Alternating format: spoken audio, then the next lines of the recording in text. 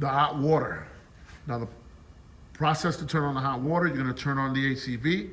You're gonna soap test up to the unitro valve of the box. You're gonna GMI check your burner tubing, as well as your pilot tubing, as well as the lower chamber. This plate cannot be removed. So you're gonna follow your probe around here, ensure it's gas free.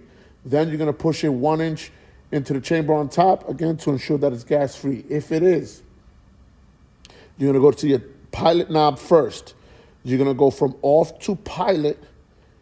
This cutout is gonna line up with your bypass. You're gonna push down on the bypass, and at the same time, you're gonna hit the igniter. Keep the bypass down. Once you see the blue light back in here in the sight glass, you're gonna see that's where your pilot chamber is gonna be. Keep it down, allowing the thermocoupling to heat up.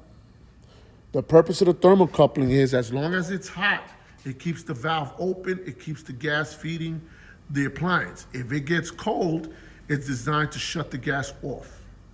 At that point, take your finger off. If the pilot stays lit, you're gonna turn your pilot knob to the on position, and then you're gonna raise the thermostat back to the customer setting. On the inside of the chamber, pilot is lit. It lets the unitro valve to stay open. Turn this on, turn this up, and here's where you're gonna get your flame. Ultimately, you're gonna wanna see a steady blue flame. If it's good, you're gonna let it run for minimum 5 minutes. Then you're gonna push your probe 1 inch into the chamber, and you wanna verify that it doesn't go above 199. If the CO level is good, you're gonna light your match. You're gonna follow around the flue baffle and ensure that it's drafting correctly. The match should lean. Just be careful if you get too deep. The match may go out. As long as the smoke is getting pulled in, you should be fine. If you choose to leave the match on top of the machine afterwards, that's just an indicator for whoever comes behind you. They'll know that the process was done.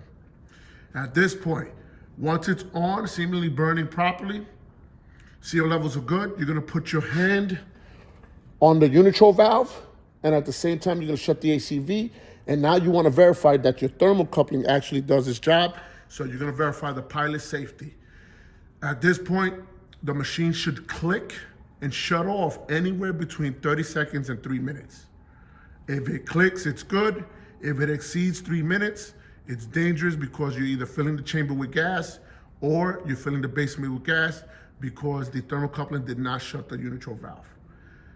If it does shut and you're gonna turn it back on, you're gonna turn this back to the off position. You're gonna turn this back down to vacation. At that point, you're gonna turn the ACV on again.